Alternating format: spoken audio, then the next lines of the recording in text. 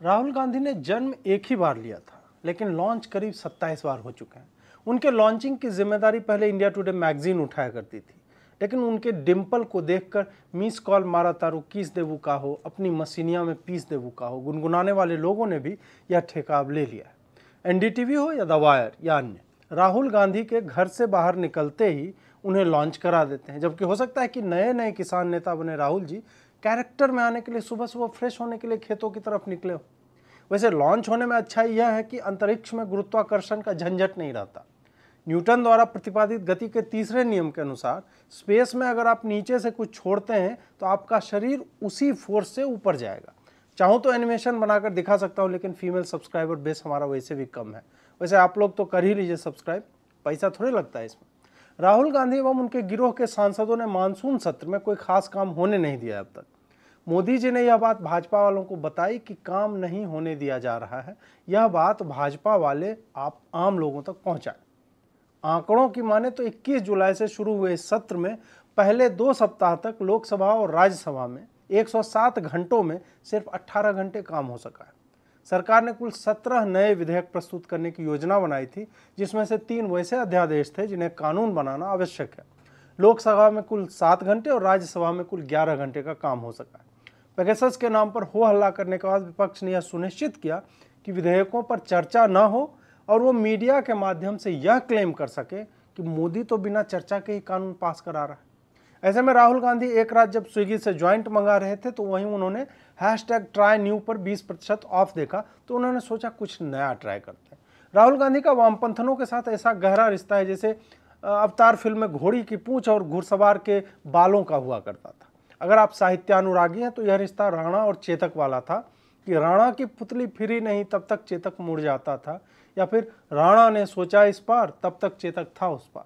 2000 के बाद पैदा हुए बच्चों को बता दूं कि चेतक स्कूटर नहीं घोड़ा था। तो राहुल ने सोचा इस पार वामपंथन का लेख था तैयार। इसकी तर्ज पर लेख लिख दिया गया कि राहुल गांधी की ब्रेकफास्ट सभा एक नई शैली का नेतृत्व है। वामपंथन अगर चाहती तो इसे कविता की शैली में भी लिख सकती थी, लेकिन कांग्रेस की चाटुकारिता में लहालोट होकर ऐसा कैरोल गाया है कि बड़े बड़े चर्च क्वायर को हगवास लग जाए। संसद को नहीं चलने देने की कस्में खाने के लिए ब्लड बॉन्ड का संकल्प लेकर कुल 14 पार्टियां जुटी। मनोज झा, जो कि हाल ही में राज्यसभा में एक अच्छा अभिनय प्रस्तुत करके लहरिया लूट रहे थे, वो मीटिंग से ज्यादा भोजन पर ध्यान देते पाए गए। मैथिल है, झाजी हैं, तो भोज के प्रति उनका अनुराग जेनेटिक है और वांछनीय भी। अगर आप लोग बिहार से बाहर के हैं तो कभी मौका लगे तो मिथिला किसी भी भोज में चले जाइए, आप समझ जाइएगा कि हम लोग दही की कितनी हांडियां सुरख सुरख कर पी जाते हैं और धोइध पे हाथ फेरते हुए ऐसी डकार लेते हैं कि मंगलयान को अतिरिक्त थ्रस्ट देकर बृहस्पति तक भेज सकते हैं। खैर, मनोज झा जी जितने भावुक होकर राज्यसभा में सामूहिक माफी की बात कर रहे थे, उन्हें यह ध्यान रखना चाहिए कि संसद में चर्चा न होने देना, विधेयक पास न होने देना, संसद की कार्यवाही को 21% पर खींच लाना 20 साल बाद एक नए मनोज झा को जन्म देगा, जो इसी संसद में ऐसे ही भावुक होकर गमछा हिला हिलाकर कहेगा कि देश की इस स्थिति के लिए सारे सांसदों को सामूहिक माफी मांगनी चाहिए। संसद में जो होता है वो अब लाइव चलता है, इसलिए यह नौटंकी नहीं चलेगी कि सरकार चर्चा के लिए तैयार नहीं।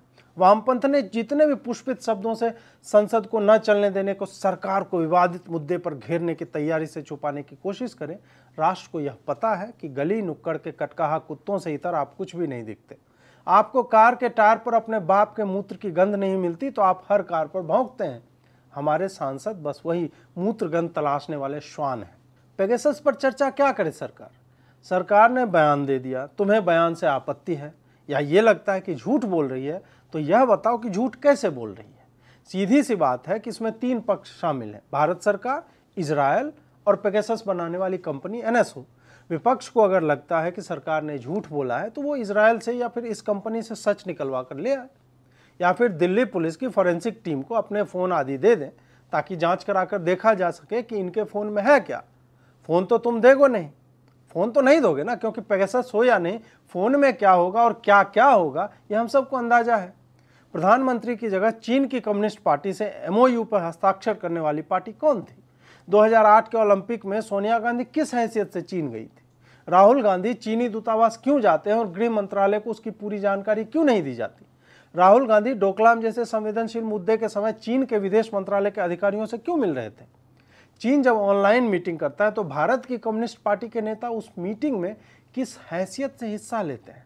और तब तुम कहते हो कि पेगासस से जासूसी हो रही है। तुम लोगों की नीयत इतनी खराब है कि तुम्हारी पतलून में 4K कैमरा लगा देना चाहिए कि तुम्हारी विष्ठा में बीजिंग का लाल रंग तो नहीं निकल रहा। जिन पत्रकारों की पूरी औकात ट्विटर पर अपने लिप जॉब वाली तस्वीरें पोस्ट करने या फिर अपने नितंबों को गोलाकार दिखाने के चक्कर में एडिटिंग से सीधे सपाट फुटपाथ में ही उभार पैदा करना हो, वो भी ये बता रही हैं कि उनका भी फ़ोन हैक हो गया है। तुम्हारा फ़ोन हैक करके कृत्रिम रूप से फुलाए गए होंठ या नितंबों के अलावा क्या दिख जाएगा उन्हें? उससे बेहतर काया और रूप सज्जा वाली लड़कियां तो राज कुंद्रा के ऐप में मिल रही हैं।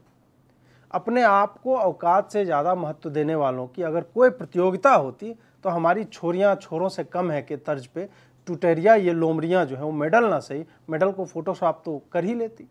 मतलब मुंह न कान दीपुआ नाम, बाप मरे अंधेरे में बेटा पावर हाउस। जिस तरह से पिछले 2 साल में दिसंबर के जामिया के दंगे हों या फिर शाहीन बाग या दिल्ली के हिंदू विरोधी दंगे, जिस पार्टी के सदस्य खुल्लम खुल्ला हिंदुओं को काटने की साजिशें कर रहे हैं, 100 करोड़ की फंडिंग लेकर पीएफआई पूरे भारत में दंगे भड़का रही थी। सरकार के सुरक्षा तंत्र की मजबूती के बाद भी उत्तर पूर्व दिल्ली में जो हुआ और जैसे हुआ वो बताता है कि वामपंथी, इस्लामिक कट्टरपंथी और विपक्षी पार्टियां पूरे देश को फूंक देना चाहती। लोग पूछते रह गए कि सरकार की इंटेलिजेंस एजेंसियां क्या कर रही थी। तो आप इस बात को समझिए कि एजेंसी आरडीएक्स की मूवमेंट ट्रेस कर सकती है, एजेंसी फंडिंग पर नज़र रख सकती है, मुखबिरों से किसी असामान्य हलचल पर नज़र रख सकती है। लेकिन जब ये कट्टरपंथी आरडीएक्स की जगह बगल के पेट्रोल पंप से तेल भरवा कर आए, बिना खिड़की की बिल्डिंग में मोलोटोव कॉकटेल यानी पेट्रोल बम बनाए, तो वो कैसे ट्रेस होगा? जब ये पत्थरबाजी के लिए गृह निर्माण हेतु टूटी हुई ईंट और पत्थर मंगवाकर घरों की छतों पर रखेंगे, तो एजेंसी को कैसे पता चलेगा कि 2 महीने बाद इसका प्रयोग दंगों में होने वाला है? दंगाइयों के तरीके बदल रहे हैं और राजधानी को फूंकने की नई योजनाएं बन रही। इसमें यही विपक्ष अपनी भूमिका उन्हें कवरिंग फायर देकर, उनके बचाव में वकील खड़े करते हुए, उनके लिए विद्यार्थी जैसे शब्दों का प्रयोग करते हुए निभा रहा है। इसलिए बदलते समय में राष्ट्र की आंतरिक सुरक्षा के लिए अपनों पर भी नजर रखना अत्यावश्यक है, क्योंकि यहाँ अपने ही मशाल लेकर सड़कों पर निकल रहे हैं। वोकों के गुरु बराक ओबामा ने कहा था, आपको 100% सुरक्षा भी चाहिए, 100% प्राइवेसी भी, और परेशानी बिल्कुल नहीं, ऐसा असंभव है। एक समाज के तौर पर हमें कुछ चुनाव करने होंगे, यहाँ समझौते करने पड़ेंगे, और यह उचित बात है। ऐसा नहीं है कि हम राम राज्य में रह रहे हैं जहाँ बाघ और बकरी एक ही घाट पर पानी पीते हैं। यहाँ बकरी को तो मौलवी जी ले जाते हैं कोने में, बाघ का पता नहीं। लोग घरों में बम बना रहे हैं, छतों पर पत्थर इकट्ठा कर रहे हैं कि एक दिन हिंदुओं को घेर कर मारा जाएगा। ऐसे में सरकार को बिल्कुल यह छूट होनी चाहिए कि वो संदिग्ध लोगों पर नजर रखे, क्योंकि अंत में हम ही तो ये सवाल पूछते हैं कि हमारी एजेंसियां क्या कर रही थी। बृहस्पतिवार को सुप्रीम कोर्ट में कपिल सिब्बल समेत कई वकीलों ने याचिका लगाई कि मीडिया में जज साहब ऐसा चल रहा है कि जजों के भी फोन की रिकॉर्डिंग हुई थी 2019 में। जज साहब ने पूछ दिया कि 2 साल से कहाँ थे आप लोग, अब क्यों आए हो, वो भी मीडिया की कटिंग्स लेकर। वकील वृंद ने कहा कि हमें अब इस बात की गहराई और गंभीरता का भान हुआ है। ये वकील लोग किसी भी तरह का साक्ष्य लेकर नहीं गए। जब यह खबर मानसून सत्र के शुरू होने की पिछली शाम को ब्रेक की गई थी तो सबको पता था कि मंशा क्या है। ये संसद को हंगामा करके चलने नहीं देना चाहते थे, क्योंकि कई विधेयक पास होने थे। कंपनी ने सीधा कह दिया कि मीडिया में जो चल रहा है वो गलत है, सरकार ने कह दिया कि मीडिया में जो चल रहा है वो गलत है। मीडिया ने जिसका नाम लेकर छापी थी खबर, उसने भी कह दिया कि वो कंपनी के पोटेंशियल टारगेट हो सकते हैं। आप सोचिए कि कोई रैंडम एनजीओ जिसके पास कोई लीगल या फोरेंसिक विशेषज्ञता ना हो, वो कहीं से 50,000 फ़ोन नंबर निकालती है और कहती है कि ये सारे लोग ऐसे देशों के हैं जहां फलां कंपनी अपना सॉफ्टवेयर बेचती है। वो भी ये कंफर्म नहीं है, इसलिए ऐसा संभव है कि उन पे जासूसी हो रही होगी। अब आप एक परिस्थिति सोचिए कि हम या आप जब किसी मॉल के रेस्टोरेंट में या किसी बड़ी सोसाइटी में जाते हैं तो वहाँ गेटकीपर आपका फ़ोन नंबर, नाम, पता आदि लिखता है। ये डेटा भी बेचा जाता है। अब किसी दिन एक एक्सेल शीट बनाकर मैं ये कहने लगूं कि मेरे पास 50,000 फ़ोन नंबर हैं जिसमें फलां बाबू और फलां मैडम के भी नंबर हैं, और ये मुझे लगता है कि जासूसी करने के लिए जमा किए गए, तो आप क्या कहेंगे? आप सोचेंगे कि इतने नंबर इसके पास आए कहाँ से, इसमें तो सच में फलां बाबू का नंबर है। आप यह सोचिए कि जो वामपंथी इकोसिस्टम ट्रंप को सत्ता से हटाने के बाद उसे इंटरनेट के हर प्लेटफॉर्म से हटा देता है, जो छोटे देशों में तख्ता पलट करवाने से लेकर सॉफ्ट पावर के जरिए लोगों की संस्कृति पर तक हावी है, उसके लिए 50,000 फ़ोन नंबर निकालना कौन सी बड़ी बात होगी? बात यह है कि यह साबित किया ही नहीं जा सकता कि सरकार ने ऐसा कोई हैक किया है। आपका फ़ोन हैक किया गया यह तो बताया जा सकता है, लेकिन यह नहीं कह सकते किसने किया है। खासकर 2 साल बाद तो लगभग असंभव है। इसके बाद आप अपना फ़ोन भी पुलिस को देने को तैयार नहीं, क्योंकि आपके मन में चोर है। अभी सुप्रीम कोर्ट कह दे कि सारे लोग अपना फ़ोन, उसका बैकअप पुलिस को दे दें जांच के लिए, तो यही लोग याचिका लगाने लगेंगे कि ये तो प्राइवेसी का हनन है, मतलब हत्या हुई है। आप ऐसा क्लेम कर रहे हैं, आपके पास बॉडी नहीं है और आप यह कहते हैं कहीं बॉडी है, और आप उस जगह पर पुलिस को जाने से भी रोक रहे हैं, लेकिन सुप्रीम कोर्ट में चिल्ला रहे हैं कि न्याय चाहिए।